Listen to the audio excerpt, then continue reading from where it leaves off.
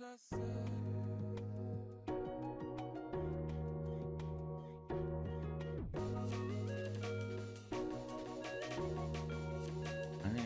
What's up, guys?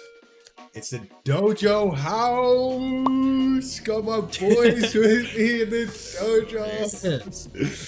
We're gonna be answering some questions. So we got 8 questions here, and the first question is gonna be, how many hours do you have on Apex? I'm saying, I don't know, between 5,500 and 6,000. And you think you have between 5,500 and 6,000 straight in game, like in a bench? I wouldn't say it's probably straight in game. I'd say I probably have at least 4,000. Oh, definitely more. Easily, More. yeah. More. I think I have close to 4,000 hours in game. Yeah. Mine says 6,000, but I'm probably guessing like 500 of those or something. It's like AFK. Yeah. So probably like 5,500. Yeah. About 5,500. That's a lot. All right. So final answer. I'll say 6K. Okay. Final answer. 5,500. I think I'm sitting at like 4,500 hours in game, raw in game hours. So question number 2, what is your most played video game ever?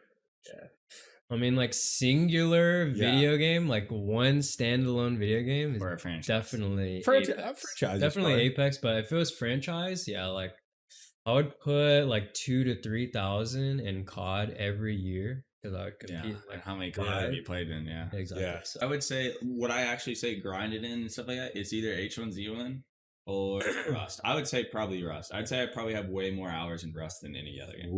What do you think you have in COD? in COD, dude, I have no idea. It's at least 10K, like slight work, Easily 10,000 hours. Easily.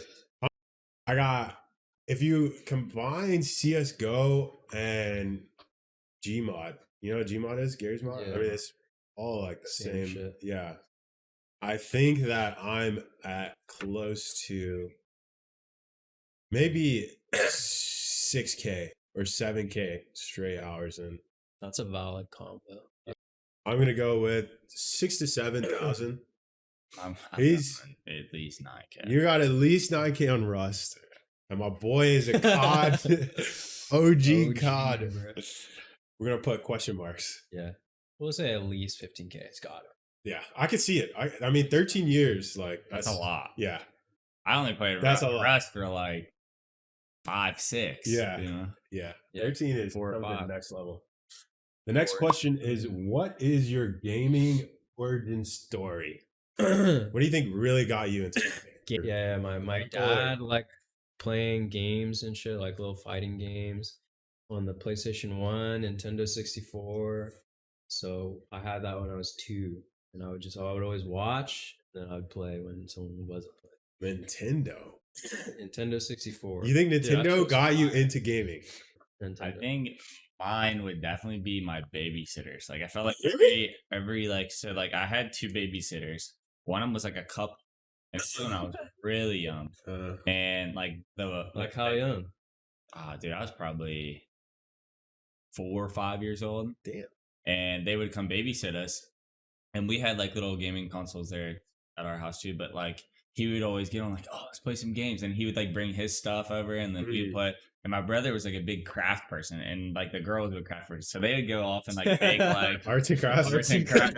And me and the homie are over here at gaming, and then Doing what though? dude, PlayStation 1, That thing's so GameCube. old, bro. GameCube was the shit, man. I mean, Nintendo 64. Remember that? Together, and he had PC gaming. Like he had a full PC gaming setup. Yeah. back Wait, then. when you were in kindergarten? Yeah, and he played Battlefield in 1942.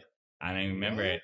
And he had the full joystick setup. This is probably what got me like into gaming at first. And this was 2000. This was in kindergarten, yeah. And he had Bro, he had a like joystick. the rarest encounter. Yeah, and it just looked like a business computer setup. Like we would be playing Battlefield 1942, and I remember he would let me like fly the airplanes and stuff. And he had a joystick. It was so sick, yeah. Full on like joystick, like you're in a plane.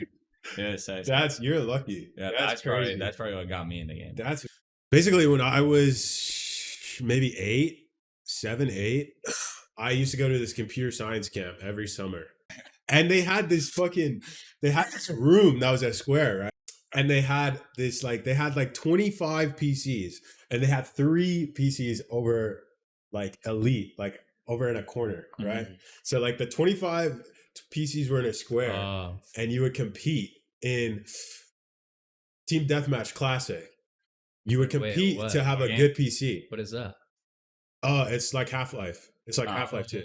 Yeah, it's like to get to the elite PC? To get to the elite PCs. They went from the worst PCs around to the best PCs. Yes. Wait. And you would compete in a LAN for the best PCs. And every summer I would fucking grind. That's kind of where it started. That would have made it fun for like anybody. Oh yeah, that's what I think. You already knew. Yeah. He's like, he's about to get him hooked. Yeah. All right. Question number 4. All right, we're halfway through these. When did you know you wanted to pursue gaming as a career? You got this one? When I was 14. Yeah, 14 exactly. It was I think Call of Duty Ghosts like just came out, free for all. And I met this guy in the game. When like after I won the game, he adds me and he invites me to the party. He's like, "Yo, bro, like you're insane. Like we should like scrim." And I was like, "What does that even mean?" And he's like, like make a team and like play against other teams. So I was like, what are you talking about? And then he eventually tells me you can go pro. He's telling me about all the pros. He's telling me about like you got to get on Twitter, like to get in these tournaments. I was like, wait, you can make money from playing other people? He's like, yeah, like people make like hella money, like like this is a career. And I was like, oh, okay, like let's do it. And you started there. I started and never stopped. Wow. I knew I was gonna do it. I was still just playing it for fun. And then Apex came out, and then like a few of my homies were like, "Bro, you're actually like way better than these fools that are streaming Apex right now. Like you should like stream and see how it goes." So I like streamed for a little bit. And I remember like the first time I made like $1, like the first time I got like a donation or a sub. Yeah. I was like, "This is sick." I was like, "This is what I want to do." Yeah. So then I was like, "Frickin', I'm gonna grind." I asked my mom. I was like, "Hey, like, I'm probably gonna move back here in a little bit." She's like, "What?" I was like, I want to try this." And I was like, "All right, well, let's go." So I did like a year, and shit was going all right, and people were starting to recognize me a little bit, but I still wasn't like known or anything like that. So I was like, if I got this far in a year, like, let's go another year. Let's see. So I gave it like another half year, and here I am now. And I feel like I made like a decent name for myself for like 2 years. Definitely. So, I'd say that was when I was like, I want to do this. I was really late. Like when I was in college, I wasn't thinking about like playing video games as a really. And I was definitely thinking like, okay, like, do I need to switch my major to nursing? Like, what's going on? Like some normie. Yeah, I was. That's how my family was. Like, they wouldn't like. Wow. I think that for me, it kind of started with, I don't know, it's weird. So like I say before I even got into CS:GO, really, I used to watch streamers. I used to watch streamers a lot, like back in 2012. Awesome. I didn't even know that. I used to watch like Summit1g, Adler Pro, Got Bro. I used to watch all these guys, Dakotas. Like I used to watch them when they had like 100, 200 viewers on Justin TV. It was just fun, and I enjoyed it so much. I was like, dude, this is awesome. Like I want to be a part of this. And then I kind of cut back on that.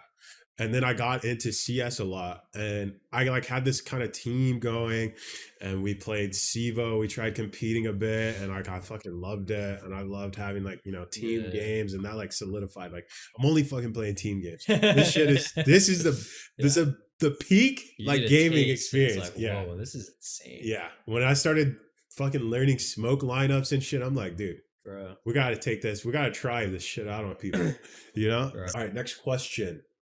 Who is one of the most motivational people in your life? What do you think?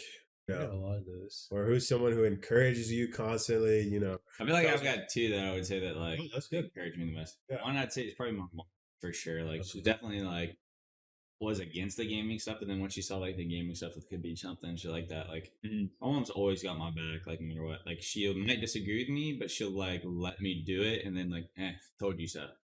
person, but like she's very motivational for me. And I'd say probably no Cocoa Puffs. I knew him since like the beginning of Apex, when I started to do it, and like his success story, and then like like it's crazy because he never like left me out of the success story. Like he's blowing up crazy, but he was always like, "Yo, man, like we should game sometime, or like we should do this." And then now that we like basically live next to each other, it's been like sick to be able to like hang out with them every other day. Yeah, your friendship is pretty sick, and just be able to like. He's always like, "Man, you should do this and that." And like, probably gonna go with 3 people like that I like in the gaming industry that I discovered when I was like still like probably like 14 when I first started. One is Scumpy from COD. The other huge motivator was Faker from League of Legends, and then Kenny S from CS. That was my idol. I would see like all of their gameplay and like all their like stories and like do research and stuff. And they're all like flashy, mechanically skilled, like players, like really like strong individually. Yeah. And it was just like insanely motivating. I was like, that's what I want to do. That's how good I want to be. And it was so unique watching him, And I want to like motivate kids one day, just like they motivated me to do what they did and be the next me. I like that. So I like that. I think my number one's got to be my brother. I mean, because my brother, when I was like, I had to move out of Nashville pretty much. I was like, dude, I didn't want to live where I was living anymore. This was like 2019. So I moved with my parents for a month, and my brother was like, dude, let's go to Atlanta, and I was like, dude, you're right. Atlanta has DreamHack. Like Atlanta has fucking conventions. Is your brother into gaming at all too? No, he's not into gaming at all. But he was like, Atlanta's way better than Nashville when it comes to, how modern it is and how progressive and shit. Yeah. They have tons of shit in Atlanta. Yeah. And so I was like, dude, you're so right. Like, it's like, yeah, man, let's get a place in Atlanta. You can go to the conventions, you can grind, I'm not going to fucking bother you, and he just really helped me out a lot, especially last year, and he helped keep me motivated, and he's never talked down to me about gaming, and I just have a lot of respect for him and love for that. Yeah. All right. Where do you see yourself in 5 years? This is the hardest question. This is the hardest question? Where did you put this in? Bro? Yeah. The goal in 5 years would definitely be full-time streaming, either competing or not really. In 5 years, I probably don't want to be competing at that point. I want to be just full-time content creator. Just live and out playing any game. Like Shroud. Shroud, like a full variety streamer. That is fun, dude. It is fun. I don't want to be hard stuck to the game. I want to be being able to do variety. Yeah. I mean, that's how all the older people are, really. Except for like GTA 5 RPers. Yeah. Like those people are pretty hard stuck, but it's the best content on Twitch. Yes. But I mean, they could go play other games. Yeah, they can. They can. Like Rated Epics, he's been playing Valorant a lot lately too. See, I don't know. Yeah, that's definitely 100% the same thing I would be doing. I don't really have any interest of like branching out, at least like still in the gaming scene. Really? Like to something else. Yeah. I mean, like maybe I would, but like when I'm maybe like way older, I don't know. The interest hasn't sparked enough. I still want to like stream, Yeah. and play. Okay. Okay. I feel that. I think in the next 5 years, dude, like, I don't know. There's a lot I want to do. Yeah, I feel like I'm kind of ambitious. Like, that could happen. Yeah. I think that like, I want to like have like done some casting, for a game. I think that'd be fucking sick. I don't know, dude. I want to travel, to like, I want to, 5 years from now to be able to have, go to the fucking events, have fun, do some booth stuff. Like, I want to be, and I want to be a kind of a personality. I feel like that's a given. You think so? Yeah. Because like, what sort of hobbies do you have outside of gaming? Yes. I guess my other hobby outside of gaming would be graphic design. Like that is pretty much the only other thing I really do besides video editing. And, I don't really enjoy video editing, but I really do enjoy graphic design.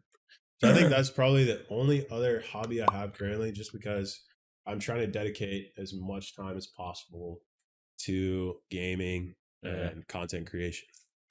I'd say mine would be like traveling and like sports and stuff like that. But like you said, since like I started the grind, it's kinda like you lock those out because you're trying to put all the hours in. Yeah. The game. That's respectable. That's understandable. Yeah. You think you have any? I mean, I would count like watching anime probably. Yeah. That's definitely a hobby. That's probably like my rank 1 hobby. I still like love watching movies. So I'm on like my movie buff connoisseur shit. Okay, like, I'm always watching like whatever's fire and shit. Always on the lookout. So I watch hella movies. I still skate like a little tiny bit. I haven't like completely forgot about it. So final question. If you could have any meal, boom, gas, fire, fuego. What has been? I have to go last. I don't even know. Really? I have no idea. Dude, if I could have any meal, it's probably gonna have to be.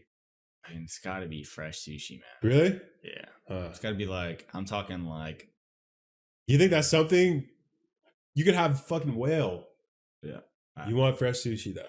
Well, sushi could be anything in the sea. Right? Oh yeah. I mean, it could be salmon. It could be eel. It could be anything. Yeah. But like, I mean, that shit is good. You need fresh sushi. Like, I gotta go with this steak that fucking.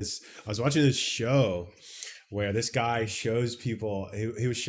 They did a episode with him, and he cooked this steak that I've never seen. I guess a in my Wagyu life steak before. would be pretty Exactly. Yes. Okay. Yeah, Wagyu steak definitely like dude. He cooked I'm talking it. like a true authentic 5-star. By like Gordon Ramsay, basically. You know, like that. It's got to be up there, man. Yeah, that one's probably definitely. I think that's. I think like the single like best tasting like piece of food that I've ever tried is that filet mignon. So. Wow, it's a good. I mean, it was a good. Yeah, I can agree. But yeah, I mean that concludes our Dojo House interview, man. That was fun. Let's go. That was fucking sick. What? All right. Until next time. Until next time. Part 2.